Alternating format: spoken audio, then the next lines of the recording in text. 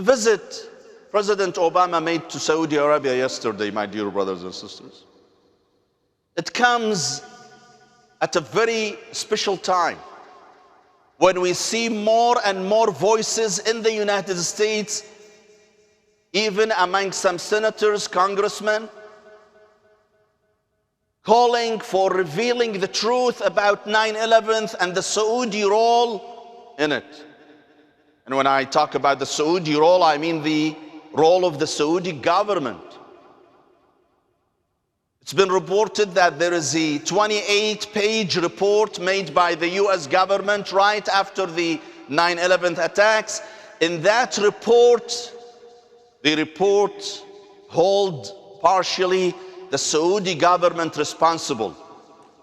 And now, this coming week, the Senate will vote on a bill incriminating Saudi Arabia and holding Saudi regime responsible for the attacks in 9/11 and ultimately suing that regime and asking him or them to pay for the victims. The question is, how come now, 15 years after the 9/11, we hear about this? Only now? What happened all these years? Why those lawmakers, senators, congressmen, officials in our government never talked before publicly about the Saudi role in these attacks, and now only? Why? You know why?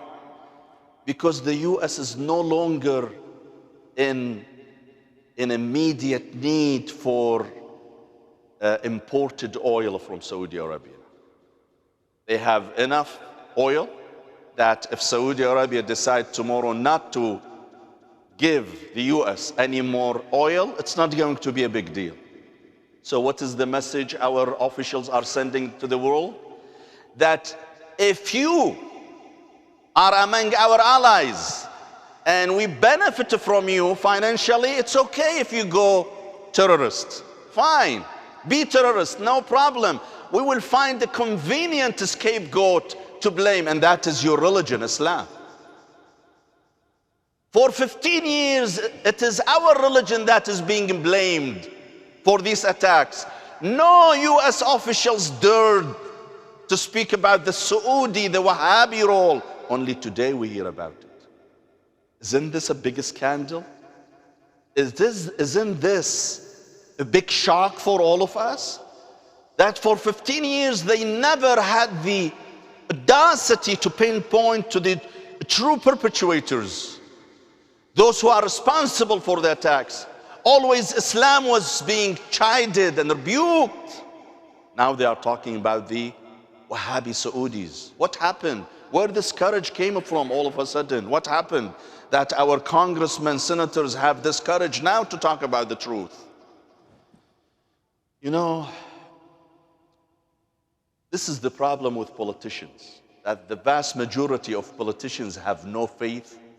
I wouldn't say all of them, the vast majority of them have no faith, no principles, no morality. It is a matter of convenience for them. If it's convenient for them to hide the truth, let's hide it. To step over their principles, let's do it. And when it is not convenient, then we hear them talking about democracy. MashaAllah, democracy. I want to see, where is democracy? Where is democracy in those countries who are considered our allies in the Middle East? Show me, where is democracy?